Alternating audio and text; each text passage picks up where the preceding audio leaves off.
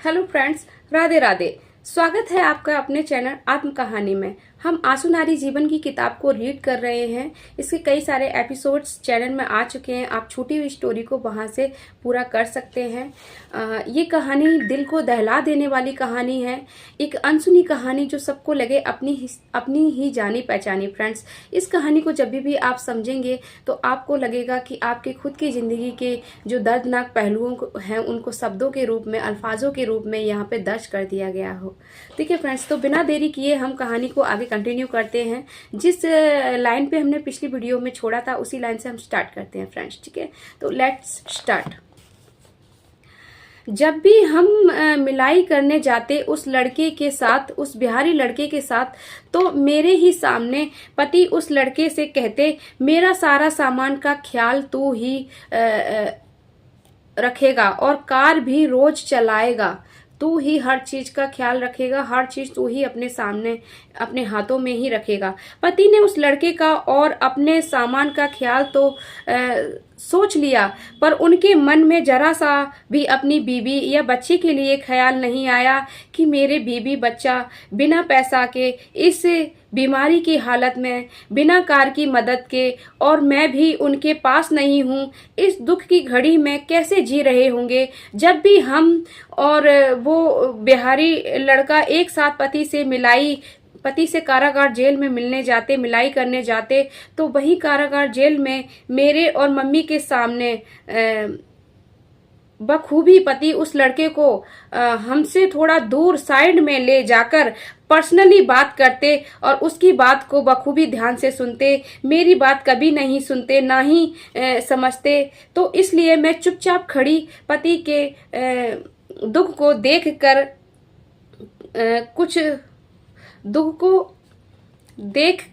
कुछ खुद के जीवन के दुखों में बस रोती ही रहती और देखती रहती कि कैसे कैसे वो लड़का पति के ऑफिस और पीजी के महीने के सारे हिसाब किताब, पैसे के बारे में भी बता रहा है, और पति भी हिसाब लेकर उसे सब चीजें समझाते। लेकिन जब हमने इस मुसीबत की घड़ी में, आर्थिक परेशानी में जरूरत पड़ने पर अपने ही ऑफिस और पीजी के कारोबार में से कुछ पैसों की मदद मांगी, ज्यादा नहीं, बस 2-3 हजार, तो वो बिहारी लड़के ने पीजी और ऑफिस के पैसे में से हमें कुछ भी देना तो दूर, दिखाना तक भी जरूरी नहीं समझा, ना ही कभी बताता था। बस सिर्फ कारागार जेल में मिलाई करने वक्त पति को ही बताता, वो भी दोनों की बात मुझसे और मम्मी से दूर साइड में जाकर होती थी। जब से मेरी शादी हुई तब से लेकर अब तक जितनी बार भी मैं मम्मी के यहाँ गई तो सिर्फ खाली हाथ ही गई। पति ने मुझे कभी 50 रुपए तक भी नहीं दिए फ्रेंड्स। ठीक है, इस मुसीबत की घड़ी में सब एक के ऊपर एक दुख दर्द देते चले आए। किसी ने ये नहीं जाना हम पर क्या बीत रही है। अब सभी लोगों से मैं बहुत तंग आ गई थी, और इधर जिस दिन उस बिहारी लड़के से बात होती पति से कारागार जेल में मिलाई करने जाने के लिए, तो पूरी तैयारी करके मेरा बच्चा और मैं मम्मी हर रोज आस लगाकर 12 बजे तो कभी 1 बजे तक बिना सोए उस लड़के के फोन का इंतजार में बैठे रहते, और देर रात तक उस लड़के का फोन आता तो पता चलता आज भी नहीं जा पाएंगे। बेटा को सुलाकर मैं फिर और मम्मी भी सो जाते।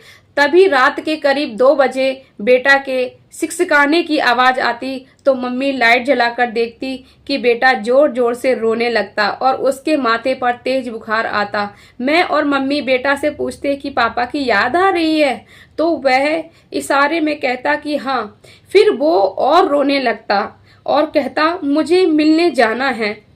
अपने बेटा के मुंह से वो कहता कि मुझे मिलने जाना है पापा से। ठीक है फ्रेंड्स, अपने बेटा के मुंह से ऐसी बातें सुन और उसे ऐसी परेशानी में देख मुझे और मम्मी को भी रोना आ जाता था। ये देखकर कि यहाँ बेटा अपने पापा की याद में बेचैन है और पापा वहाँ कारागार जेल में अपने भाइयों, माँ, अपनी भाभी, बाप, अपने सौतेली बहनें और अपने कारोबार की चिंता करते। वहां कारागार जेल में बेटा को लेकर इतनी बार पति से मिलने गए, पर उन्होंने तो एक बार भी हमसे नहीं पूछा कि तुम्हारे पास पैसे हैं, तुम्हारे पास खाने पीने का इंतजाम कहाँ से हो रहा है, बेटा के इलाज कैसे करा रही हो।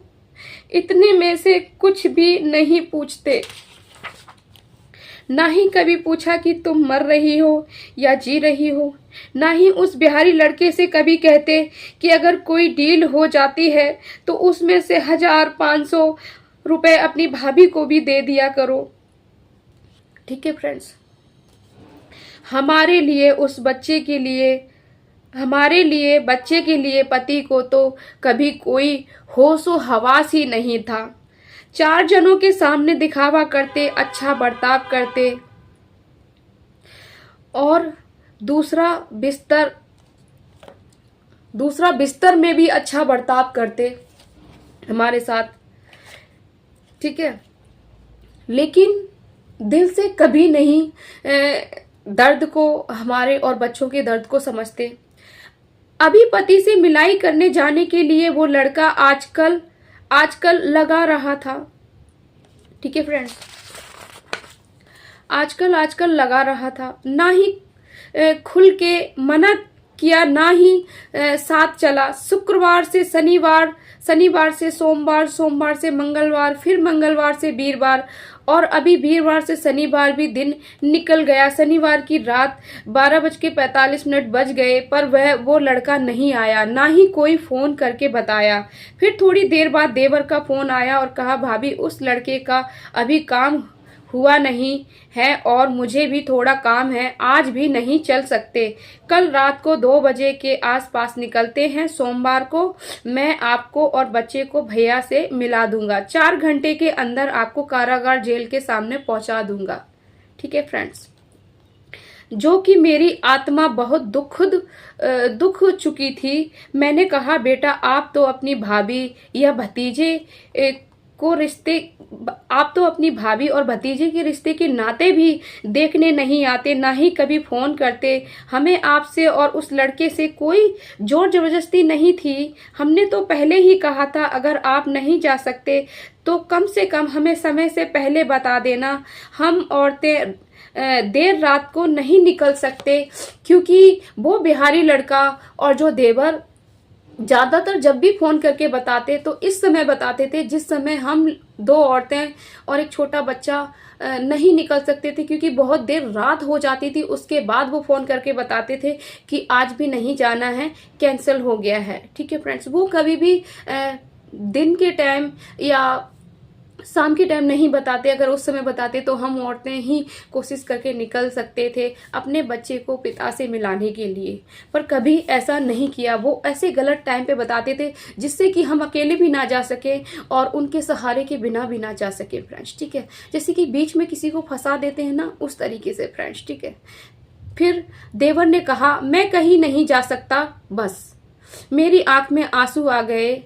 मतलब अन्नू के बहुत समझाने पर, कहने के बाद देवर का जवाब आया, मैं कहीं नहीं जा सकता। बस फिर मेरी आंखों में आंसू आ गए और मैंने रोते हुए देवर से कहा, बेटा आज मेरा समय कुछ ज्यादा ही खराब चल रहा है, इसलिए आप सभी लोगों का हमारे प्रति ऐसा बर्ताव है। अगर 2 घंटे पहले यही बात हमें बता देते कि आप नहीं चल सकते, तो अब तक मैं और मम्मी अपने बेटा को लेकर अकेले ही कारागार जेल पति से मिलाई करने के लिए निकल गए होते। और अब तो 12 बज चुके हैं, और अब तो रात के 12 बज चुके हैं, सॉरी फ्रेंड्स। अब नहीं निकल सकते, मेरे पास कोई रास्ता नहीं है सिवाय मजबूरी के।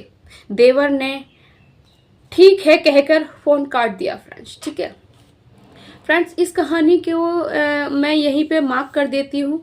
इसी लाइन से अगली वीडियो में हम इस कहानी को कंटिन्यू करेंगे। फ्रेंड्स, अगर आप इस कहानी की घटनाओं से जरा सा भी जुड़ पा रहे हैं, जरा सा भी समझ पा रहे हैं, आप प्रभावित हो रहे हैं, तो फ्रेंड्स अपनी राय कमेंट बॉक्स में जरूर दर्ज करिएगा।